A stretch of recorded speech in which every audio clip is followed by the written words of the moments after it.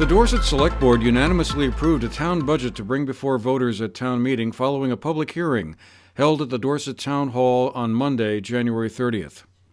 The budget calls for increasing spending slightly to $2.3 million from last year's $2.2, an increase of about $84,000 altogether, or about a 3.9% increase.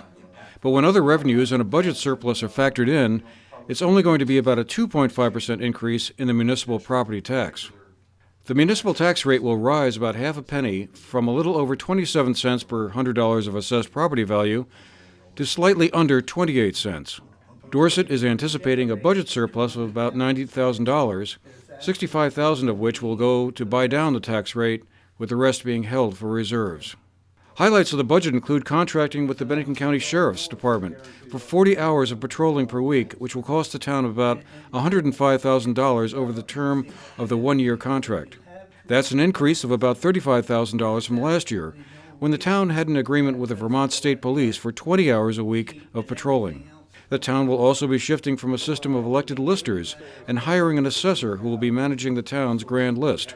In the past, the town, like many Vermont towns, had used 3 elected listers for that role, but this year all are leaving at the same time and no one has stepped forward to take their places. Yeah, I think you should all know that the tradition of Dorset is that we elect 3 listers.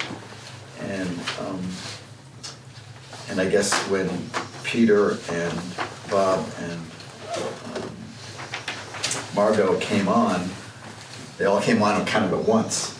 And so now they're all departing us at once, and we advertised to fill the upcoming vacant places, and we've had no response. So we feel somewhat compelled to move to this new method in basically having a hired town assessor.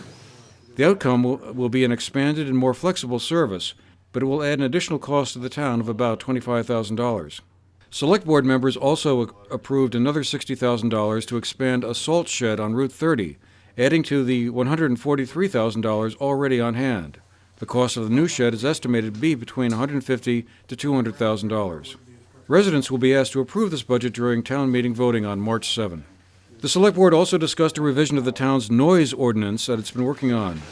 I would also like to mention that I did go through, at the last meeting, there were a couple of people that were asking what was in the file of the noise complaints, and we've talked about it in general. I did just put together a summary just showing from the emails and the written letters what most of the incidents pertained to, and most of it was either fireworks. There was New Year's Eve, and then I guess the field club had somebody's wedding, had a lot of fireworks in August, so there were a lot of complaints about those 2 events. And then there were a number of complaints about the Barrows House wedding. There was one in, I think in May, that was particularly loud, and then the previous summer. Other than that, that was a generic one just talking about truck brakes and motorcycle noise and Route 30 traffic noise. And that one was basically saying that, you know, the person was saying it would be great to put up, as we've mentioned, maybe put up a sign that says something about air brakes or, you know, slow down, be quiet. The board voted to hold a public hearing on the noise ordinance that will be held on March 21st.